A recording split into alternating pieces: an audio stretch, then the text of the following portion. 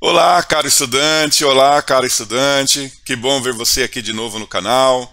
Nesse vídeo nós continuaremos a implementação do exemplo de persistência fazendo uso de Shared Preference.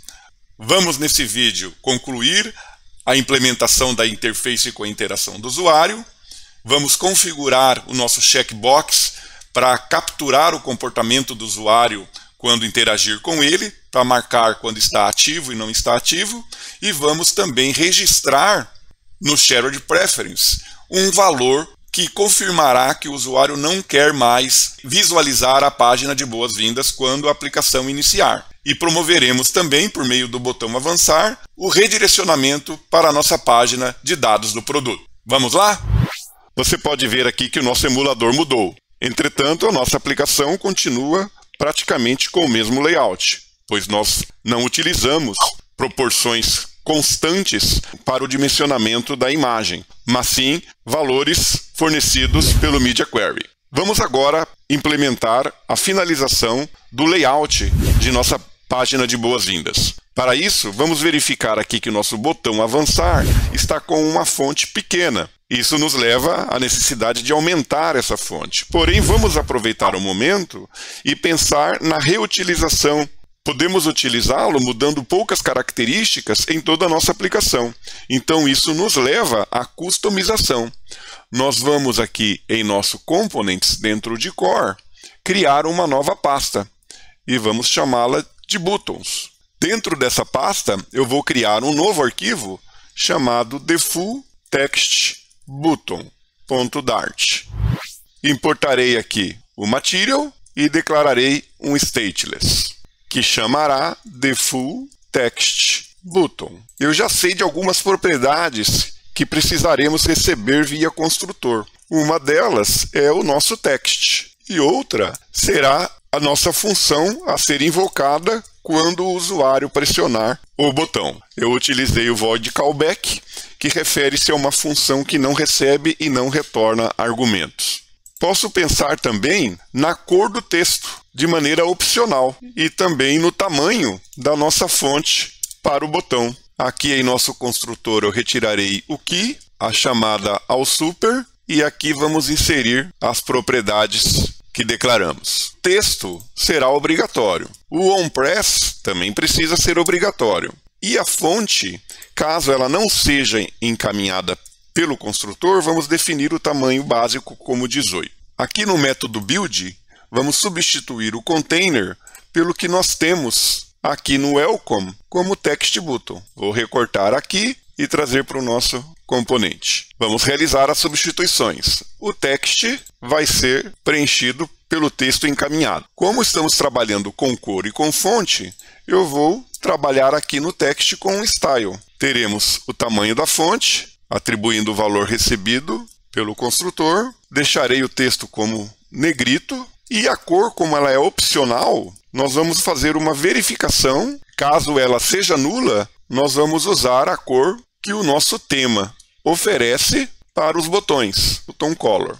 Agora podemos voltar ao nosso welcome e colocar aqui uma chamada ao nosso novo componente, default-text-button. Nós teremos um texto que é o avançar. E para o onPress, vamos mandar inicialmente uma arrow function vazia. Verifique aqui a cor que apareceu para o text button.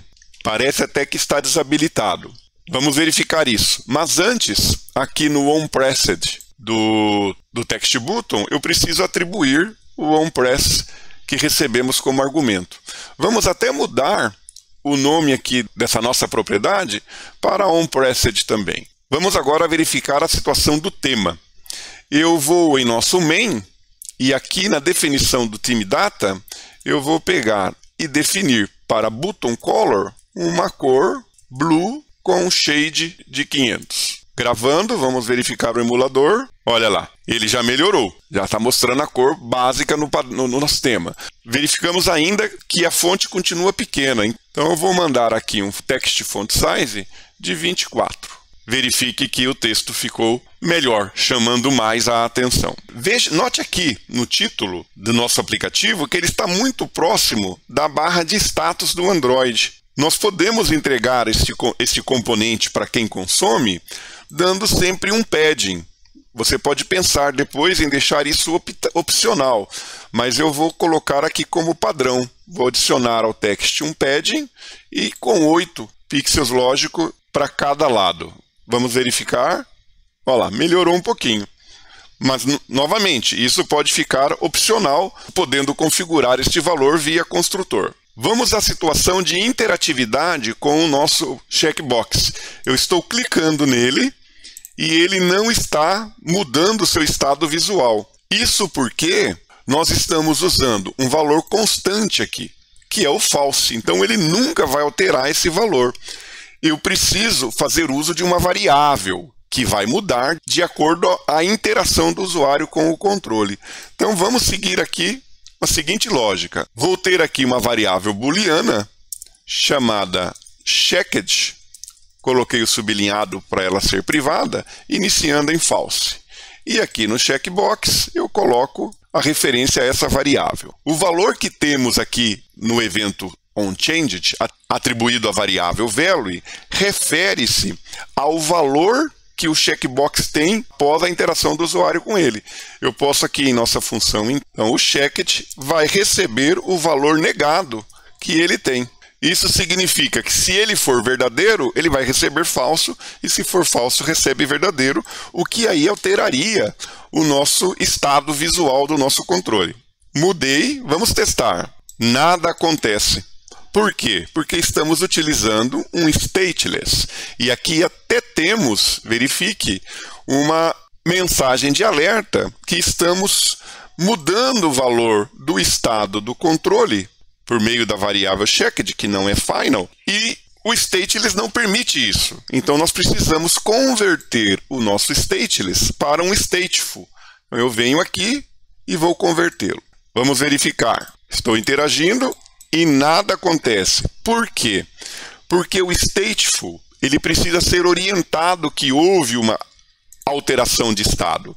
E isso se dá por meio da invocação do método setState. E eu vou colocar dentro dele a alteração da variável. Caso você não conheça a diferença entre os stateless e stateful, recomendo assistir o vídeo do link mostrado no topo superior direito da janela. Na realidade, aqui tem um erro, que eu coloquei ponto após o false e é ponto e vírgula. Ele estava como um stateless, agora sim deu o erro. Então eu preciso executar o hot restart para que ele verifique o nosso widget como stateful. Aqui temos ele, vou interagir agora. Olha lá, marcou, de novo, desmarcou. Então nós temos a nossa interface implementada agora, faltando apenas trabalharmos a interação do usuário com o avançar, para que ele possa então registrar a opção do usuário e nos levar à página de cadastro de produto. Vamos agora fazer uma implementação objetivando a conclusão dessa etapa de persistência com Shared Preference. Aqui, em nossa pasta Welcome de Features, nós vamos inserir uma outra pasta chamada Data, que é o plural de dados em inglês, e dentro de Data nós vamos colocar uma outra chamada Data Sources, ou seja, as fontes de dados para a nossa feature Welcome. E dentro da pasta Data Source nós vamos colocar um arquivo Dart chamado welcome _ data source.dart. Nós vamos aqui criar uma classe chamada welcome data source e vamos iniciar a implementação dela. Como nós vamos fazer o uso de Shared Preference, nós precisaremos instalar em nossa aplicação o pacote Shared Preference. Aqui no PubDev nós temos o acesso a Shared Preference, sua documentação e maneira de instalação. Para instalarmos, nós vamos adicionar a dependência em nosso arquivo pubspec.yaml. Vamos aqui abrir o nosso arquivo e, seguindo a ordem alfabética de dependência de pacotes, vamos gravar, será feito um pubget. Vamos voltar aqui para o nosso arquivo welcome data source e definir uma propriedade final do tipo Shared Preference e vamos chamá-la de Shared Preference. Como ela é uma propriedade final, ela precisa ser instanciada ou inicializada Vamos criar um construtor para isso, e eu vou colocar ele como opcional para a nomeação mais requerido. Vamos criar aqui um método que chamará register.don't.showAgain. Ele vai receber um valor booleano e uma variável chamada value. Vou definir como required. Nesse momento, nós iremos registrar em nosso shared preference o valor enviado pelo usuário. Pode ser um valor verdadeiro, de não exibir mais, ou falso. Ele pode estar mudando a sua opção. Para fazermos isso, nós vamos, com o nosso objeto shared preference, chamar o método setBool. Ele pede uma chave e um valor. Eu aqui poderia colocar don't show again e mandar o value para ele. Só que não é recomendado trabalharmos com strings literais, né? Então eu vou criar aqui fora uma constante do tipo string, vou chamá-la de k.don't.showAgain key e vou atribuir a ela o valor don't.showAgain. É uma convenção do Dart que as constantes comecem com o K minúsculo. Eu vou copiar aqui e trazer para cá. Fica mais fácil nós utilizarmos na implementação. Verifique aqui na assinatura do método setBool que ele retorna um filter, que vai dizer se houve ou não sucesso na execução desta instrução. Se ele retorna um filter, é porque ele tem uma chamada assíncrona. Então nós precisamos aqui definir o método como async e aqui colocar um await. Isso garante que a aplicação aguardará a execução desse método. Já vamos implementar aqui um método que nos retornará o valor armazenado para essa chave em nosso shared preference. Eu vou chamá-lo de get.don't.showAgain. Ele não vai receber nenhum argumento. Então nós retornaremos aqui um shared preference.getBool. Qual chave? A k.don't.showAgain. Diferentemente de set, o getBool retorna um bool nulável. Caso não exista um valor para essa chave, ele retornará um valor nulo. Então nós podemos pensar que caso não exista nada aqui, ou seja, o valor recuperado é nulo, eu retorno falso. Se essa implementação deixou você cheio de dúvidas, não se assuste. Nós inserimos nela classe, pacote, métodos, shared preference, muitos conceitos que você talvez não tenha visto ainda, mas nós vamos esclarecer todos eles. Vamos à primeira situação de dúvida. Por que um pacote para nossa aplicação? A resposta é porque nós não precisamos criar o acesso à persistência e às preferências do usuário por nós mesmos. Já existem pacotes próprios para isso, que já foram implementados, testados e estão funcionando. Então essa é a ideia de reutilização de código pronto. Nós fazemos uso de uma lógica implementada por terceiros. E por que o pubdev como fonte? Porque é o repositório oficial de pacotes existentes para o Flutter. Em relação à criação de uma classe específica com métodos para realizarmos a persistência e recuperação de uma preferência do usuário. Por quê? Porque nós estamos trabalhando orientado a objetos e precisamos de um baixo acoplamento e de responsabilidades bem definidas. Então, se nós temos a situação de registrar preferências do usuário para a página de boas-vindas, nós precisamos criar uma classe de persistência para essa tela de boas-vindas. Então, estamos separando a responsabilidade da interface com o usuário com a implementação da persistência. O primeiro passo é importar o pacote de preference, o pacote que nós registramos o nosso PubSpec, definimos uma constante específica para esse arquivo, porque é bem melhor trabalharmos com constantes do que literal durante a implementação. Definimos então a nossa classe, uma propriedade do tipo de shared preference, porque é ela que vai ser, digamos assim, a nossa base de dados. E injeto via construtor o objeto para essa persistência. Criamos um método que será o responsável por registrar um determinado valor em shared preference, fazendo uso da chave que criamos, e criamos um segundo método que vai ser o responsável por recuperar o valor dessa chave armazenada.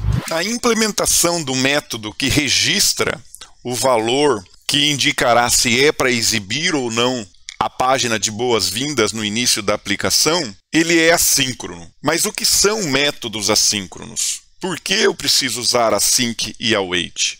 Nós teremos uma videoaula em nosso canal específica para métodos assíncronos.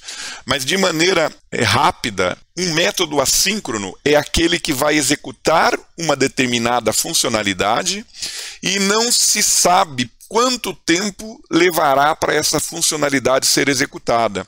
Podemos ter instruções que só possam ser executadas após o término dessa funcionalidade assíncrona, mas também temos instruções que podem ser executadas em paralelo a essa instrução assíncrona. Nesse exemplo do Shared Preference, pense que ao se registrar um valor, será escrito alguma coisa no dispositivo móvel.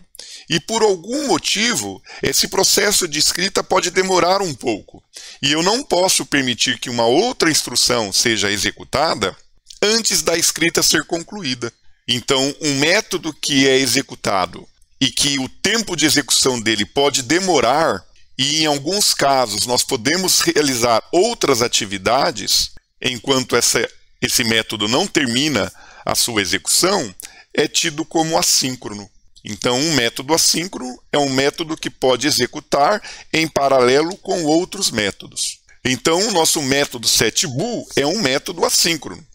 Eu poderia executá-lo e logo após ele ter outras instruções executando enquanto ela não termina.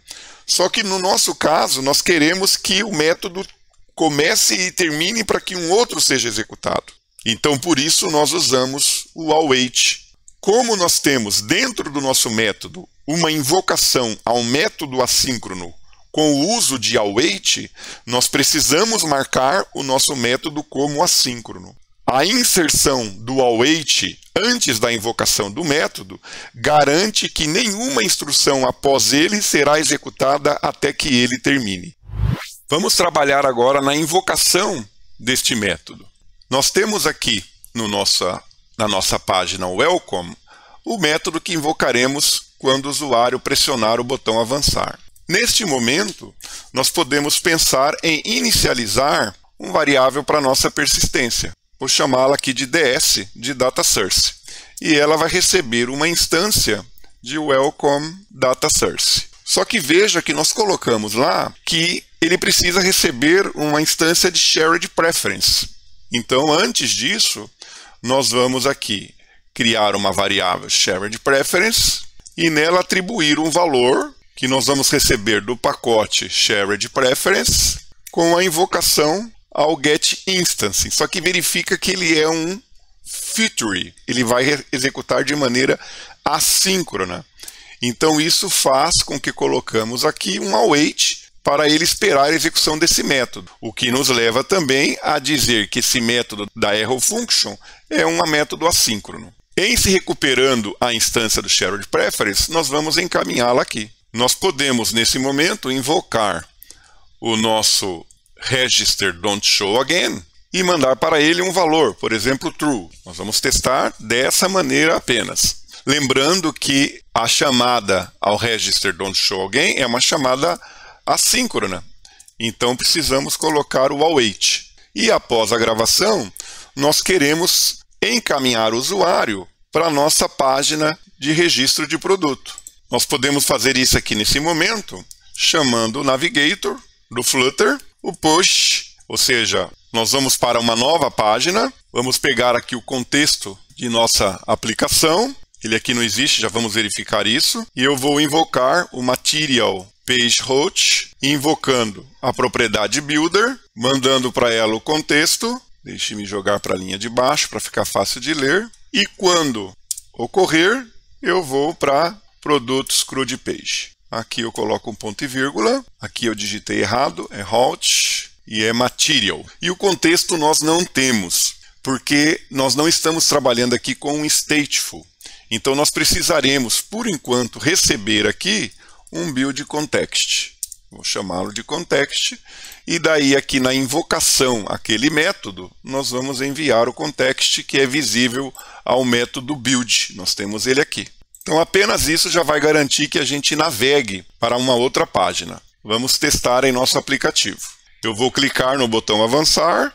Verifique aqui que eu tive um erro.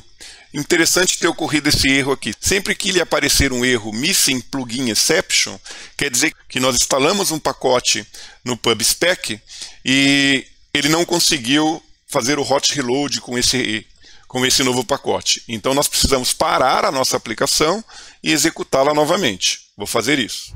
Com a nossa aplicação em execução novamente, eu vou clicar no botão avançar e veja que tivemos o redirecionamento para a página de dados do produto. Aqui em nosso app.bar, ele está colocando aqui o botão de retornar à página anterior. E ele retorna sozinho, nós não implementamos isso.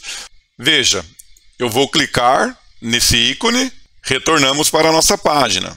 Vou novamente para a página de dados de produto. Por enquanto eu vou deixar isso daqui, porque o ideal é que quando ele esteja na página de produto, ele não volte para a página de boas-vindas. Mas vamos deixar assim por enquanto.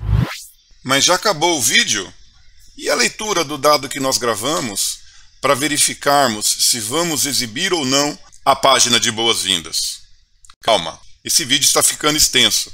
Então no próximo nós vamos trabalhar a leitura desse dado para verificar se exibimos a tela de boas-vindas ou se vamos direto para a página de dados de produtos. Toma um ar e volta para o próximo vídeo. Até daqui a pouco.